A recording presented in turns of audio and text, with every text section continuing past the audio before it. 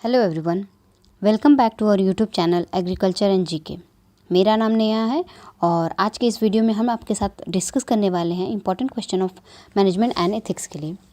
तो ये लेक्चर आपके लिए बहुत ही हेल्पफुल होने वाला है अगर आप जो है FCI AGM टेक्निकल की जो है प्रिपरेशन कर रहे हैं तो वीडियो जो है कि पूरी लास्ट तक देखें और हमारे साथ बने रहें।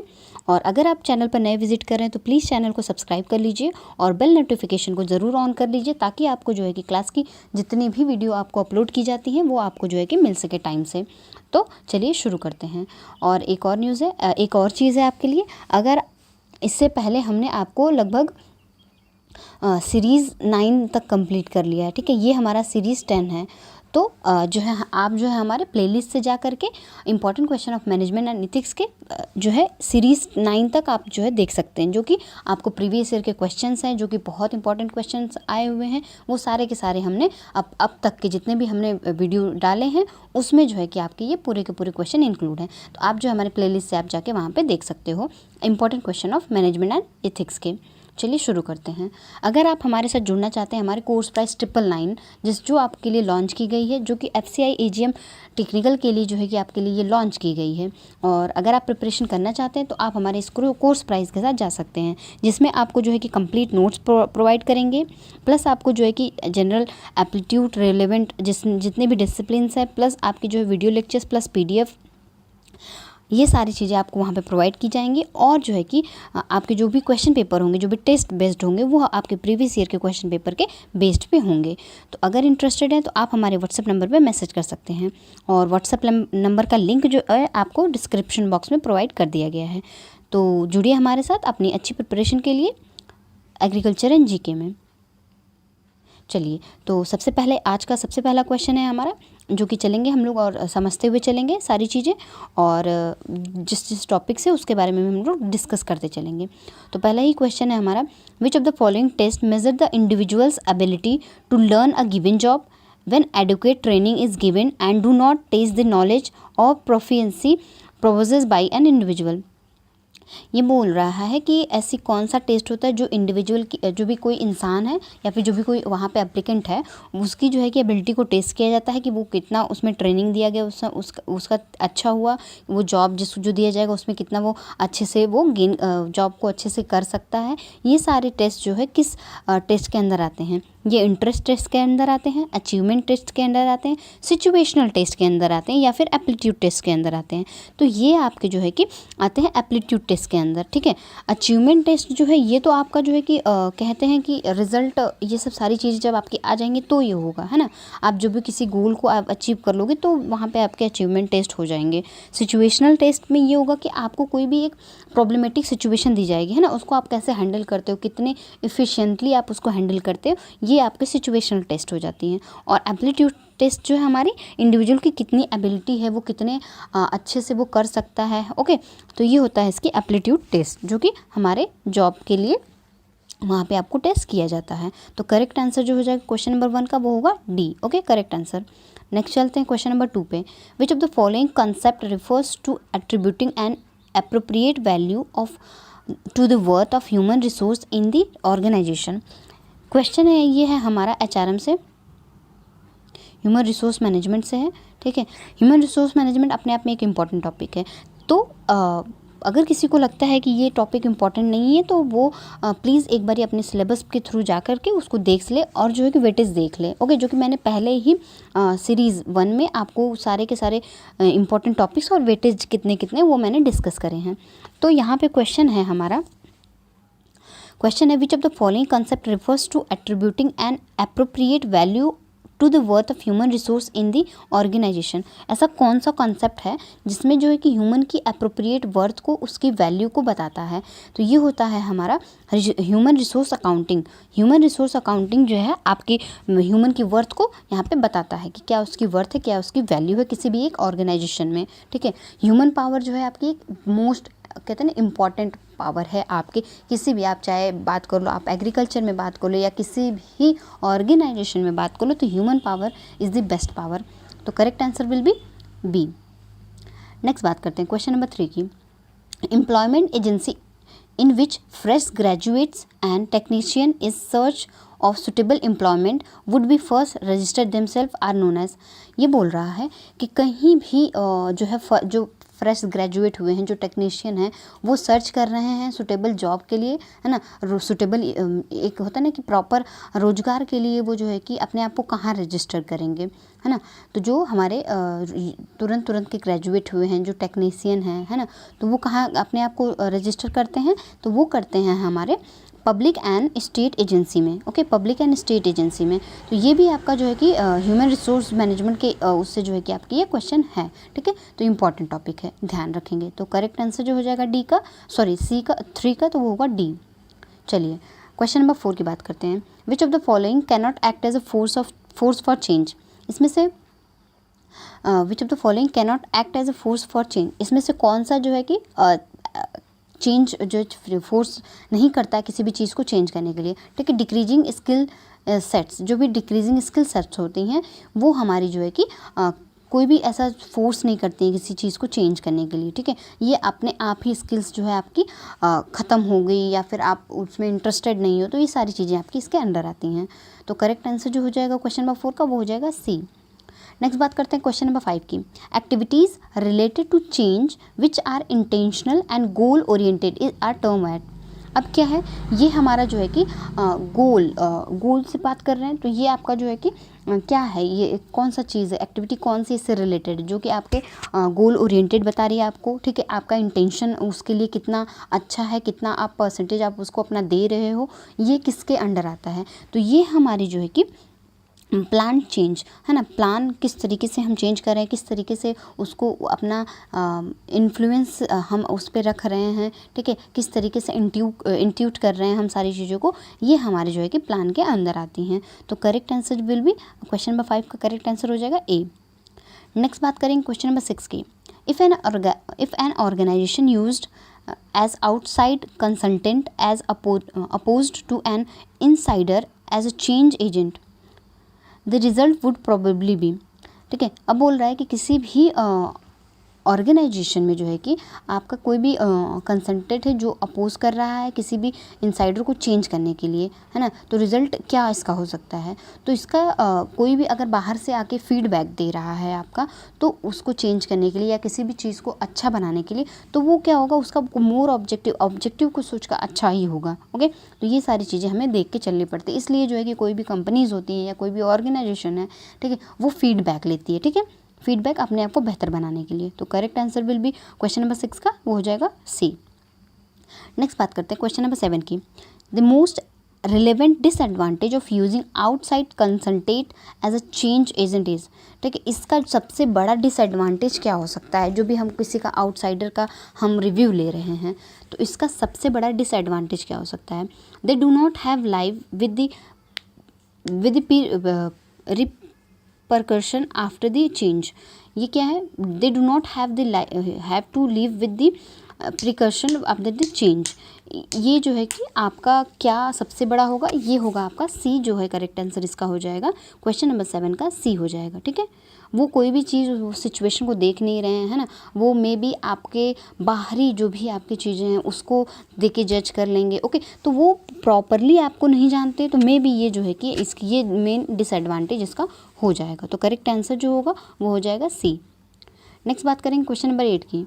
Resistance to change is positive since, ठीक है, कोई भी रेजिस्टेंस हो रहा है, कोई भी अवरोध हो रहा है चेंज करने के लिए, वो पॉजिटिव होगा। क्यों, कब होगा, तो वो हो जाएगा it provides a degree of stability to behaviour and productivity. क्या है, वो चेंज हो रहा है वहाँ पे, ठीक है, तो वो होगा क्या, प्रोवाइड करेगा, स्टेबिलिटी देगा, ठीक है, बिहेवियर को या वहाँ की प्रोडक्टिविटी को। Without some resistance would be take a characteristic चॉइटी रैंडमनेस। क्या है, कोई भी चेंज हो रहा है तो वहाँ पे मे बी कोई भी रैंडमनेस चेंज हो जा रहा है, ठीक है, जो कि मे बी अच्छा हो। The resistance may be source of functional conflicts. जो भी रेजिस्टेंस या हो रहे हैं या किसी भी चीज़ हो रहे हैं, वो सारे फंक्शनल कन्फ्लिक्ट्स भी हो सकते हैं। तो ये सारी चीज़ें पॉजिटिव तभी होंगी जब ये ऑल ऑफ द अबव यहाँ पे आपके करेक्ट आंसर में आ जाएगा। तो करेक्ट आंसर हो जाएगा डी। ओके, नेक्स्ट बात करते हैं क्वेश्चन नंबर 9 की। It is the easiest for management to deal with the resistance when it is, ये जब होगा, कब होगा ये रेजिस्टेंस मैनेजमेंट के लिए, ये हो जाएगा जब ओवर्ट होगा। ओवर्ट जब होगा यहाँ पे, तो यहाँ पे जो है हमारा मैनेजमेंट जो है कि डील करना पड़ेगा किसी भी रेजिस्टेंस को अगर वहाँ पे हो रहा है तो। करेक्ट आंसर जो हो जाएगा वो होगा ए। नेक्स्ट बात करते हैं क्वेश्चन नंबर 10 की। Give an example for individual resistance to change. तो ये क्या होगा, किसी के भी हैबिट के बारे में बात करते हैं, तो यहाँ पे जो करेक्ट आंसर जो हो जाएगा वो होगा हमारा सी। ओके, नेक्स्ट बात करते हैं क्वेश्चन नंबर 11 की। Which of the following is not a source of individual resistance to change. ऐसा कौन सा सोर्स है जो किसी भी इंडिविजुअल के चेंज के लिए रेजिस्ट नहीं करता है। तो ये हमारा जो है कि करेक्ट आंसर जो हो जाता है वो हो जाता है स्ट्रक्चरल इनर्शिया। ठीक है, स्ट्रक्चरल इनर्शिया जो है हमारे किसी भी इंडिविजुअल के लिए सोर्स नहीं है चेंज होने के लिए। नेक्स्ट बात करते हैं क्वेश्चन नंबर 12 की। Which is not a source of organisational resistance to change. Organisation को चेंज करने के लिए नहीं है, तो ये है हमारा सिक्योरिटी। करेक्ट आंसर जो हो जाएगा वो होगा हमारा सिक्योरिटी। नेक्स्ट बात करते हैं क्वेश्चन नंबर 13 की।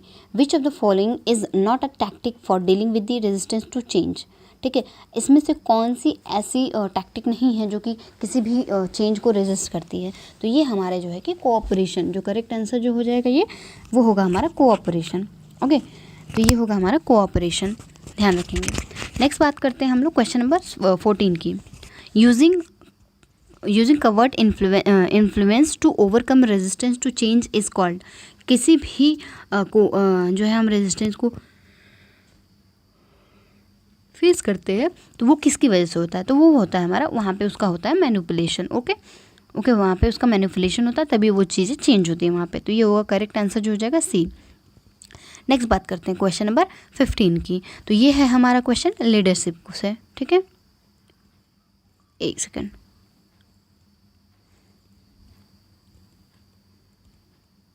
ये है हमारा क्वेश्चन लीडरशिप से। ओके, लीडरशिप अपने आप में इम्पॉर्टेंट टॉपिक है। ठीक है, तो ध्यान देंगे और इससे रिलेटेड जितने भी क्वेश्चन है उस पर भी अच्छे से ध्यान देंगे।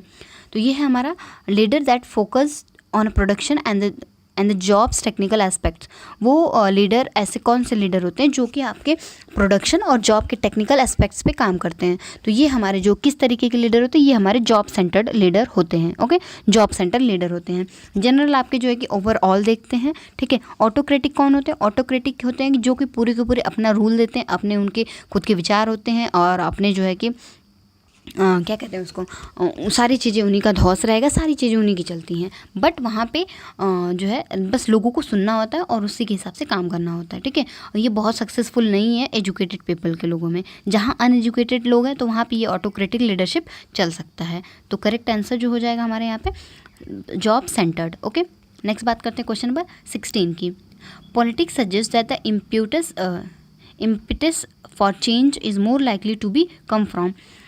ऐसी कौन सी पॉलिटिक्स है जो सजेस्ट करती है कि कोई भी चेंज हो रहा है वो कहाँ से आना चाहिए। ठीक है, तो outside change agent, employees who are new to the organisation, managers slightly remove from main power structure. तो ये कौन सा होगा, ये ऑल ऑफ द एबव हो जाएगा करेक्ट आंसर। ठीक है, ये all of the correct answer हो जाएगा इसका क्वेश्चन नंबर 16 का। नेक्स्ट बात करते हैं क्वेश्चन नंबर 17 की। Who develop a 3 step model for change that included unfreezing, movement and refreezing. किसने जो है कि ये डेवलप किया था हमारे 3 स्टेप मॉडल को, तो ये कौन थे, ये हमारे जो है कि कर्ट लेविन थे। ओके, कर्ट लेविन ने जो है कि हमारे अनफ्रीजिंग, मूवमेंट और रिफ्रीजिंग के जो भी कॉन्सेप्ट थे उसको इन्होंने दिया था। तो करेक्ट आंसर जो हो जाएगा क्वेश्चन नंबर 17 का वो हो जाएगा हमारा सी। नेक्स्ट बात करते हैं क्वेश्चन नंबर 18 की। Dash is a change process based on the systematic collection of data and then the selection of change action based on what the analyse data indicates. ऐसा कौन सा है चेंज की बात करते हैं हम लोग यहाँ पे, जो कि हमारे सिस्टमेटिक कलेक्शन है डाटा का, सिलेक्शन है चेंज की, किसी भी एक्शन को चेंज के बेस्ड पे हम उसको एनालाइज करते हैं, तो वो क्या इंडिकेट करता है। ठीक है, तो ये हमारा इंडिकेट करता है एक्शन रिसर्च को। ये हमारा जो करेक्ट आंसर जो हो जाएगा इसका यहाँ पे वो हो जाएगा बी, एक्शन रिसर्च को। ये हमारा change, action research is a change, है ना, यही एक चेंज है जो कि हमारे यहाँ पे क्वेश्चन नंबर 18 का करेक्ट आंसर हो जाएगा। चलिए नेक्स्ट बात करते हैं क्वेश्चन नंबर 19 की।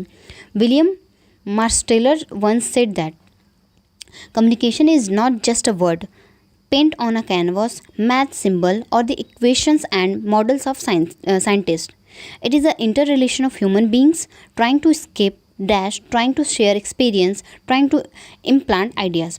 अब क्या है ये यहाँ पे क्या था, escape the हाँ, एक चीज़ यहाँ पे इन्होंने बात की थी कि जो हमारा कम्युनिकेशन है, जो हमारे विलियम मार्श टेलर थे ना, इन्होंने बात किया था कि हमारे कम्युनिकेशन एक कोई वर्ड नहीं होता, ये हमारे विचारों को पेंट करना होता है कैनवास पे। ये हमारे मैथ्स है उसके सिंबल्स होते हैं, ये हमारे जो है कि मैथ्स के मॉडल के इक्वेशंस होते हैं। तो ये सारी चीज़ें उन्होंने बताया था। अब क्या हुआ, इसको जब हम ह्यूमन से रिलेट करते हैं, ह्यूमन से इसको जब रिलेट करते हैं, तो ये हमारा क्या करता है कि ये हमारे जो हमारे अकेलापन है, ओके, लोनलीनेस को जो है ये ख़त्म करता है, हमारे एक्सपीरियंसेस को ये जो है शेयर करता है, और जो है कि हमारे नए नए आइडियाज़ को इम्प्लांट करने की कोशिश करते हैं हम इसमें।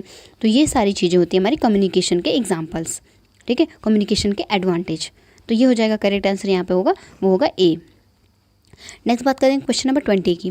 Communication is the dash accidental transfer of meaning. ये क्या है, deliberate. Communication is the deliberate और एक्सीडेंटल ट्रांसफ़र ऑफ मीनिंग्स, ठीक है। यहाँ पे जो करेक्ट आंसर हो जाएगा वो हो जाएगा हमारा 20 का बी। चलिए नेक्स्ट बात करते हैं क्वेश्चन नंबर 21 की। Intrapersonal communication is best define as. जो इंट्रापर्सनल कम्युनिकेशन है उसको क्या, कैसे हम बेस्ट डिफाइन कर सकते हैं, ठीक है। Communication with the sets. जो हमारा इंट्रापर्सनल कम्युनिकेशन होता है ना, वो हमारा जो है कि communication with the sets, communication with the sets जो है यहाँ पे करेक्ट आंसर हो जाएगा क्वेश्चन नंबर 21 का। चलिए नेक्स्ट बात करते हैं क्वेश्चन नंबर 22 की। Public communication can be best defined as. Public जो कम्युनिकेशन होता है उसको कैसे हम बेस्ट डिफाइन, कैसे अच्छे तरीके से डिफाइन कर सकते हैं। तो ये हो जाएगा हमारा कम्युनिकेशन डिज़ाइन टू इन्फॉर्म और परसुएड ऑडियंस मेंबर। इस तरीके से वो कम्युनिकेशन डिज़ाइन होना चाहिए जो कि हमारे जो ऑडियंस है उनको जो है कि इन्फ्लुएंस कर सके, उनको परसुएट कर सके कि वो आपकी बातों में इंटरेस्ट लें। तो करेक्ट आंसर जो हो जाएगा क्वेश्चन नंबर 22 का वो हो जाएगा ए। चलिए बात करेंगे नेक्स्ट अपने क्वेश्चन नंबर 23 की। The communication process has several elements. जो कम्युनिकेशन प्रोसेस है उसके बहुत अलग अलग एलिमेंट्स हैं। Of these what is the content of communicative act. इसमें जो है कि कम्युनिकेटिव एक्ट के क्या कंटेंट होते हैं। तो कोई भी कंटेंट हमारा जो होता है ना वो हमारा मैसेज होता है, ओके। जो हमारा कंटेंट होता है वो हमारा मैसेज होता है। तो और जो दूसरों के द्वारा फीडबैक आता है ना, जो दूसरों के द्वारा सजेशन मिलता है वो हमारा फीडबैक होता है। तो करेक्ट आंसर जो हो जाएगा वो होगा हमारा यहाँ पे ए। नेक्स्ट बात करें क्वेश्चन नंबर 24 की। Feedback one of the more important part of the communication process come in many variety of these listed below behaviour enhancing response. जो हमारे फीडबैक आते हैं, ओके, जो मैसेज कम्युनिकेशन चैनल की बात करते हैं, जो हमारा फीडबैक आता है वो हमारा किसी भी बिहेवियर को चेंज करने के लिए, इन्हांस करने के लिए, उसको पावर्ड अप करने के लिए, ये जो भी चीज़ें होती हैं वो पॉजिटिव फीडबैक होंगे तभी होते हैं, ओके। तो करेक्ट आंसर जो हो जाएगा वो होगा हमारा 24 का ए। नेक्स्ट बात करेंगे क्वेश्चन नंबर 25 की। There are two crucial characteristics of communication. First, communication is dynamic and the elements of the process are always affecting each another. Second, communication is unrepeatable and irreversible. Correct answer जो second communication का type होता है वो होता है unrepeatable, ठीक है, बार बार repeat नहीं होना चाहिए, और इरिवर्सिबल होना चाहिए, ठीक है। तो करेक्ट आंसर जो हो जाएगा क्वेश्चन नंबर 25 का वो हो जाएगा बी। नेक्स्ट बात करते हैं क्वेश्चन नंबर 26 की। To become more adept at communicating with the person who are culturally different from our self, we need to learn not only about their culture but about our own culture, ठीक है। ये क्या है, कोई भी person है जो हमारे जैसे हम कम्युनिकेट कर रहे हैं वो हमारे कल्चर से रिलेटेड नहीं है, ठीक है, वो हमारे ना मेन हम लोग से रिलेटेड नहीं है, ठीक है। तो उनके बारे में हम जान रहे हैं, उनके कल्चर के बारे में सीख रहे हैं, ठीक है। तो जब हम कम्युनिकेट करते हैं तो उनकी कल्चर को हम एक्सचेंज कर रहे हैं एक तरीके से, ठीक है, उनके आइडियाज़ को एक्सचेंज कर रहे हैं। तो इसी तरीके से अगर हमारे पास अपने आइडियाज़, अपने जो भी कल्चरल नॉलेज नहीं होगा तो हम जो है कि अपने ओन कल्चर, अपने जो खुद के कल्चर है उनको, उनके बारे में उनको डिस्क्राइब नहीं कर सकते। इसीलिए जो है कि हमें अपने जो भी आइडियाज़ हैं, अपने जो कल्चर है उनके बारे में भी नॉलेज अच्छे से होना चाहिए, ठीक है। तो करेक्ट आंसर जो हो जाएगा क्वेश्चन नंबर 26 का वो हो जाएगा हमारा बी, ओके। चलिए नेक्स्ट बात करते हैं क्वेश्चन नंबर 27 की। Cultural pluralistic advocate adherence to the principle of. तो ये क्या है, ये हमारा कल्चरल रिलेटिविटी की ये जो है कि प्रिंसिपल्स होते हैं। करेक्ट आंसर जो हो जाएगा क्वेश्चन नंबर 27 का वो हो जाएगा सी, ओके। नेक्स्ट बात करते हैं क्वेश्चन नंबर 28 की। Demographer tell us that dash will shape our country's future. ठीक है, ये जो डेमोग्राफर होते हैं वो क्या बताते हैं, वो बताते हैं कि डाइवर्सिटी होती है, ठीक है, वो हमारे जो है कि कंट्री के फ्यूचर को बताते हैं। ओके, डाइवर्सिटी से बात करते हैं ना। अगर हम किसी भी एक ऑर्गेनाइजेशन की बात करते हैं, ठीक है, वहाँ पे एक ही तरह के लोगों को नहीं लिया जाता है। ओके, हर एक काम के स्पेशलाइज्ड पीपल का ग्रुप होता है किसी भी एक ऑर्गेनाइजेशन में। ठीक है, कोई एक अकाउंट देख रहा है, ठीक है, कोई एक फील्ड वर्क देख रहा है, कोई एक रिसर्च वर्क देख रहा है, ठीक है, कोई एक प्रोजेक्ट वर्क देख रहा है, कोई एक आपके इंफ्रास्ट्रक्चर वर्क देख रहा है, कोई आपके इंटीरियर्स के वर्क देख रहा है। तो ये सारी चीज़ें जो है आपकी एक डाइवर्सिटी को दिखाती हैं। इसी तरीके से अगर डाइवर्सिटी है तो वो हमारी कंट्री के लिए अच्छा है। इसी तरह किसी ऑर्गेनाइजेशन में एक डाइवर्सिटी है तो वो आपकी जो है कि उस इंस्टीट्यूशन या उस ऑर्गेनाइजेशन की जो है कि पावर दिखाती है। तो इस तरीके से डाइवर्सिटी आपके किसी भी जगह हो तो वो अच्छी होती है। ठीक है, correct answer will be B. Next बात करते हैं क्वेश्चन नंबर 29 की। To communicate interculturally it is important to limit one's reliance on. ठीक है, अगर हम किसी से इंटरकल्चरली बात कर रहे हैं, ठीक है, अपने एक दूसरे के अलग अलग कल्चर्स उनसे बात कर रहे हैं, तो वहाँ पे क्या है कि हमारी अपनी एक स्टीरियोटाइप, ठीक है, जो हमारी छोटी सोच है या हमारी जो अपने चीज़ों को लेके अच्छा बढ़ा के बोलना, ये सारी चीज़ों की हमारे अंदर की लिमिट या फिर हमारी जो कहते हैं ना कि एक भावनाओं को कंट्रोल करके रखना होता है कि किसी भी चीज़ को हम अच्छे से अडॉप्ट कर सके, ठीक है, सोच सुन सके और हम जो है कि उसके लिए ना एक जजमेंट ना पास करें। तो ये होता है हमारा अपने जो स्टीरियोटाइप की होती है उसको लिमिट में रखना होता है। तो करेक्ट आंसर जो हो जाएगा वो होगा हमारा स्टीरियोटाइप। नेक्स्ट बात करते हैं क्वेश्चन नंबर 30 की। It is important to dash communicate rules of other culture to communicate effectively. ठीक है, तो यहाँ पे जो करेक्ट आंसर होगा वो हो जाएगा नन ऑफ दिस। ठीक है, यहाँ पे डिबेट कर सकते हैं हम लोग किसी भी कल्चर को लेके, ठीक है, रिस्ट्रक्चर कर सकते हैं। देखिए, ट्रेडिशंस जो होते हैं वो फॉलो करने के लिए होते हैं, ठीक है, और फॉलो कर रहे हो आप और उसको मॉडिफाई करके भी फॉलो कर सकते हो, तो वो आपके ऊपर है। ठीक है, बट आपके जो कल्चर्स होते हैं वो आपके इंपॉर्टेंट होते हैं, वो आपके जो है कि जो भी आपकी सोसाइटी रही है उसकी एक अहम भूमिका होती है, आपके जो भी कल्चर्स और ट्रेडिशंस होते हैं।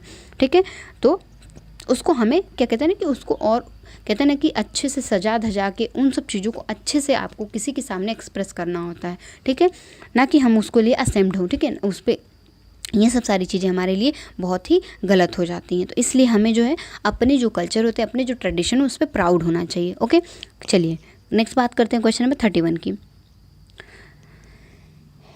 Which of the following is not a norms. ठीक है, कौन सा एक नॉर्म्स नहीं है। Participation, positive attitude, confidentiality.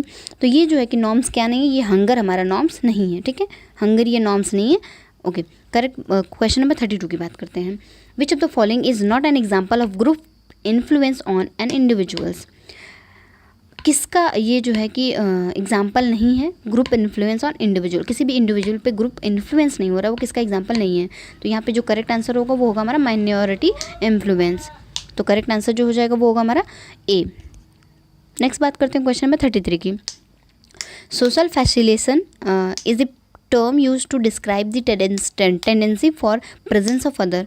ठीक है, यहाँ पे क्या है, social facilitation is a term. ठीक है, ये जो टर्म है ये किसके लिए यूज़ किया जाता है, तो ये यूज़ होता है हमारा टू इधर इन्हांस और इम्पेयर परफॉर्मेंस, या तो परफॉर्मेंस को इन्हांस करने के लिए या फिर परफॉर्मेंस को ख़राब करने के लिए। ठीक है, तो करेक्ट आंसर जो हो जाएगा वो होगा हमारा बी।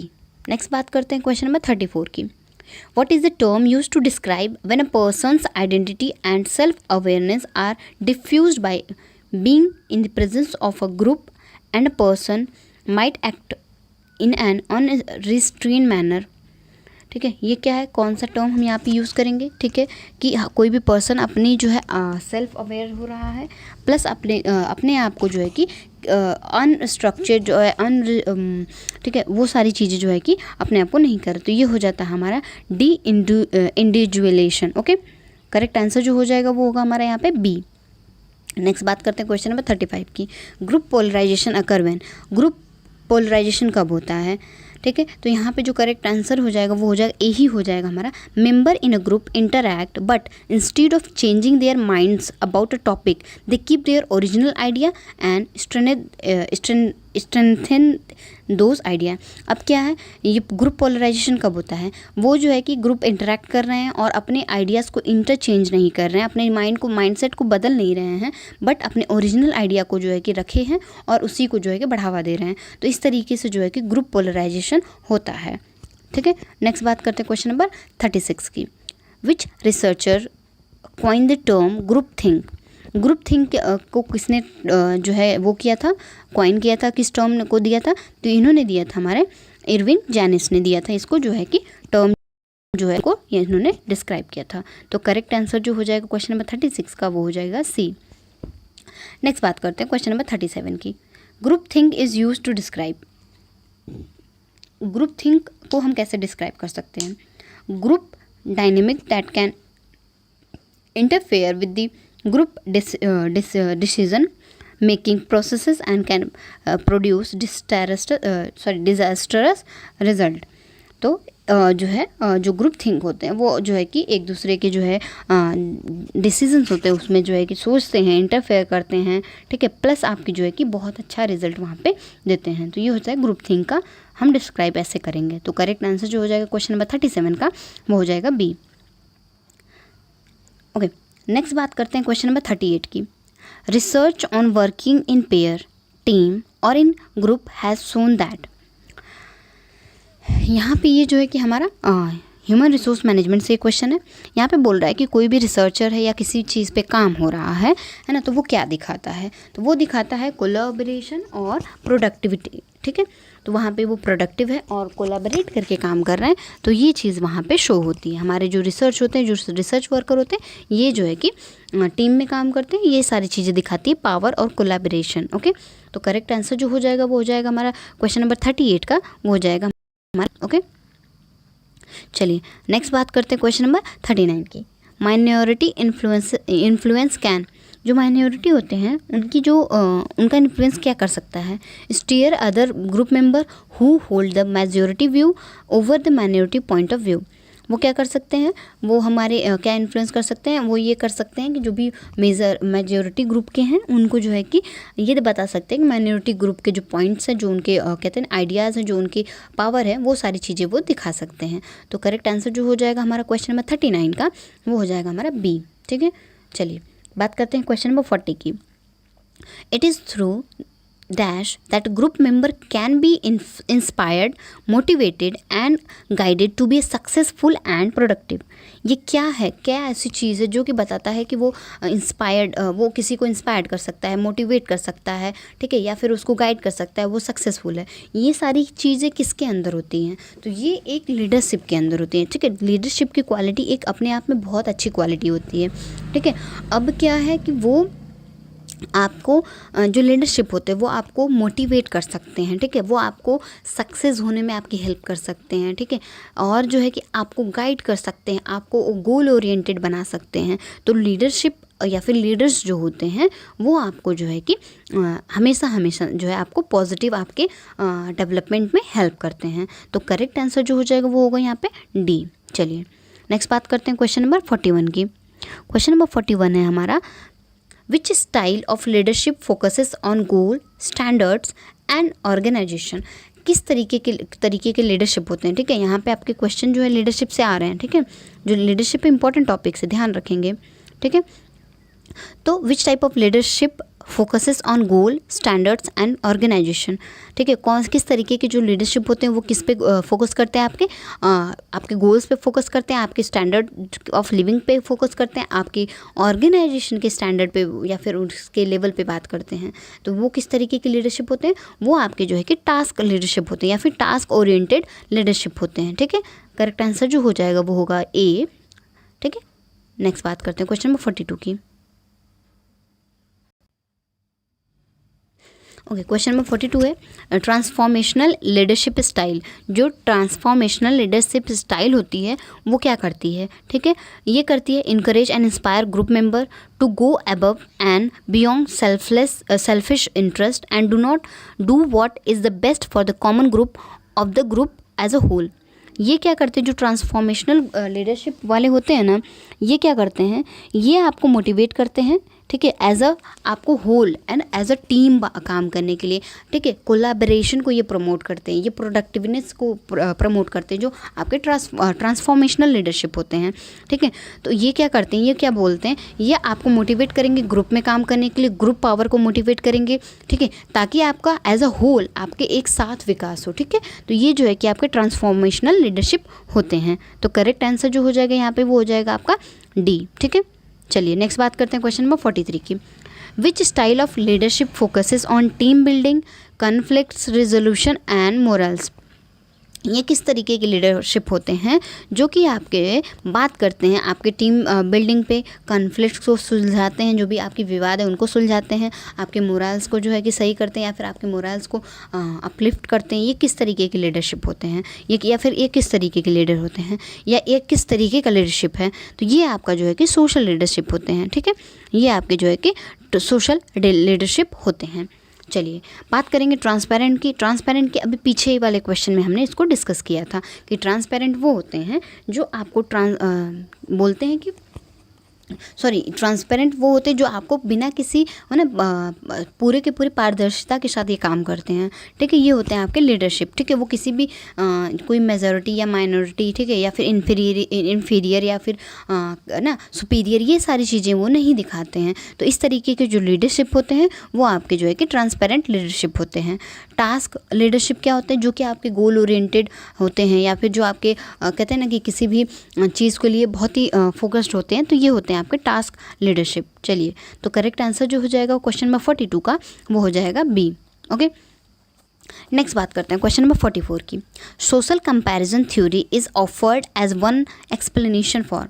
जो सोशल कंपैरिजन थ्योरी है वो क्या एक्सप्लेन करती है, तो वो हमारे जो है कि ग्रुप पोलराइजेशन को एक्सप्लेन करती है, जो सोशल कंपैरिजन होता है। ठीक है, जाहिर सी बात है कि जहाँ 2, 4, 5 पे लोग होंगे वहाँ पे जो इंटरेक्शन हुआ, ज़रूरी नहीं है कि वो एक बात पे सहमत हों, है ना। एक बात पे ज़रूरी नहीं है कि वो लोग एक बात पे सबके विचार सेम हों। ठीक है, वहाँ पे ठीक है कंपनसेट करके हो सकता है, ठीक है, वहाँ पे कॉम्प्रोमाइज़ करके हो सकता है, बट वहाँ पे कॉन्फ्लिक्ट्स रहते हैं। तो ये बनता है कॉन्फ्लिक्ट्स या फिर कॉन्फ्लिक्ट्स ऑफ द थॉट्स। ये क्या करते हैं, ये हमारे जो है कि ग्रुप पोलराइजेशन को बर्थ देते हैं। ठीक है, या फिर ग्रुप पोलराइजेशन को ओरिजिनेट करते हैं। तो करेक्ट आंसर जो हो जाएगा क्वेश्चन नंबर 44 का वो हो जाएगा ए। चलिए नेक्स्ट बात करते हैं क्वेश्चन नंबर 45 की। Influencing others to work willingly towards achieving the firm's objective.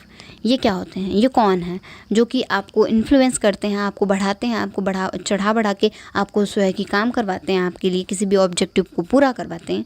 ये जो है कि ये जो क्वालिटी है ये क्या कहलाती है, तो ये आपकी जो है कि क्वालिटी लीडरशिप क्वालिटी कहलाती है। ठीक है, तो करेक्ट आंसर जो हो जाएगा क्वेश्चन नंबर 45 का वो हो जाएगा सी। ठीक है, करेक्ट आंसर जो हो जाएगा वो होगा सी। चलिए नेक्स्ट बात करते हैं क्वेश्चन नंबर 46 की। Effective leadership reflects a balance of. जो इफेक्टिव लीडरशिप होते हैं वो किस तरीके के बैलेंस को दिखाते हैं, तो वो दिखाते हैं आपके traits and skill, leadership style and behaviour. ठीक है, ये दिखाते हैं आपके किस तरीके की स्किल होनी चाहिए, किस तरीके के ट्रेड्स होने चाहिए। ठीक है, और आपकी स्टाइल कैसा होना चाहिए, बिहेवियर कैसा होना चाहिए। ठीक है, किस तरीके से किसी को इन्फ्लुएंस करना चाहिए। ये सब सारी चीज़ें आपकी जो है कि इफेक्टिव लीडरशिप की क्वालिटीज़ होती हैं। तो करेक्ट आंसर जो हो जाएगा वो होगा यहाँ पे D, A and B both. ठीक है, correct answer will be A and B both. चलिए नेक्स्ट बात करते हैं क्वेश्चन नंबर 47 की। द ट्रेड्स और skill on which leaders differ from non leaders include. किस तरीके कौन से जो है कि ट्रेड और स्किल होते हैं जो कि आपके लीडरशिप से डिफरेंट होते हैं। ठीक है, वो हमारे जो है कि नॉन लीडरशिप में। तो ये जो है कि honesty and integrity, self confidence, drives and desire to leads. जो भी ये सारी चीज़ें हमारे ऑनेस्टी, इंटीग्रिटी, सेल्फ कॉन्फिडेंस, ठीक है, किसी चीज़ को फोर्स करना किसी चीज़ को पाने के लिए, ये सारी चीज़ें हमारे जो है कि लीडर की क्वालिटीज़ होती हैं। तो करेक्ट आंसर जो हो जाएगा यहाँ पे वो होगा हमारा ऑल ऑफ द अबव। ठीक है, correct answer will be all of the above. चलिए नेक्स्ट बात करते हैं क्वेश्चन नंबर 48 की।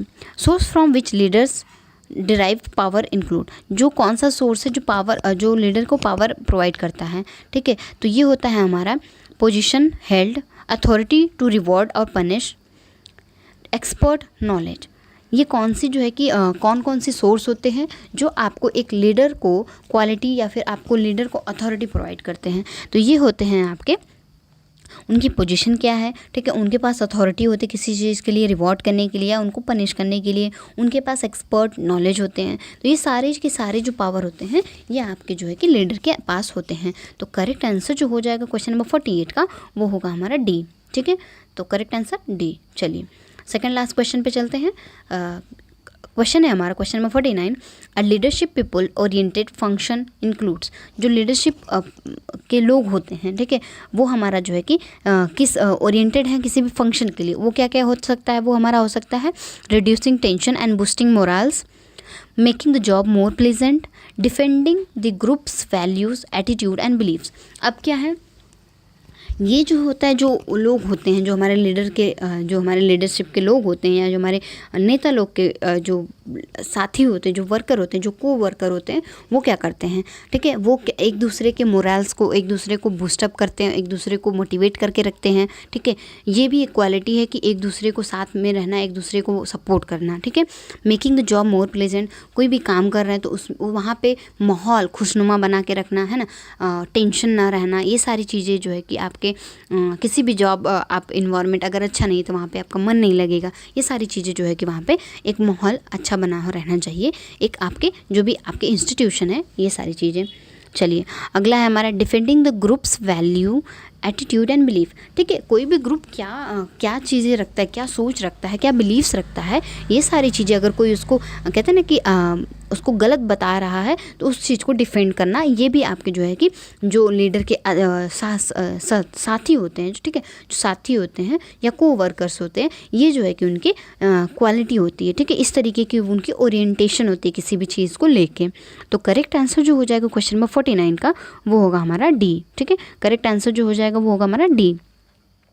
चलिए क्वेश्चन नंबर हम बात करेंगे 50 की। क्वेश्चन नंबर 50 हमारा leadership that focus on individuality, personality, needs of their employees and emphasise building good interpersonal relation. ये किस तरीके के जो है हमारे लीडर की लीडर फोकस करता है किस चीज़ पे, तो ये हमारे जो फोकस करते हैं, ये फोकस करते हैं एम्प्लॉय ओरिएंटेड की, ठीक है। वो क्या करते हैं, जो इंडिविजुअल की पर्सनालिटी पे बात करेंगे, ठीक है, और हमारे जो है कि एम्फसाइज करते हैं किस तरीके की वहाँ पे उनके रिलेशन है आपके एक दूसरे के साथ, ठीक है। तो ये हमारे जो बात करते हैं, जो हमारे लीडर हमारे किस तरीके के लीडर है, तो ये हमारे जो है कि एम्प्लॉय ओरिएंटेड लीडर होते हैं, ठीक है। अब जॉब सेंटर क्या होते हैं, जो कि आपके प्रोडक्शन पे बस काम करेंगे, ठीक है। आपके क्या करेंगे, प्रोडक्शन ओरिएंटेड होते हैं, ठीक है, और जॉब ओरिएंटेड होते हैं, तो ये होते हैं जॉब सेंटर्ड, ठीक है। तो करेक्ट आंसर जो हो जाएगा क्वेश्चन नंबर 50 का, वो हो जाएगा सी, ठीक है। चलिए तो करेक्ट आंसर जो हो जाएगा क्वेश्चन नंबर 50 का, वो होगा सी, ठीक है। Okay, that's all for the today, और थैंक यू सो मच हमारी वीडियो देखने के लिए और हमें सपोर्ट करने के लिए।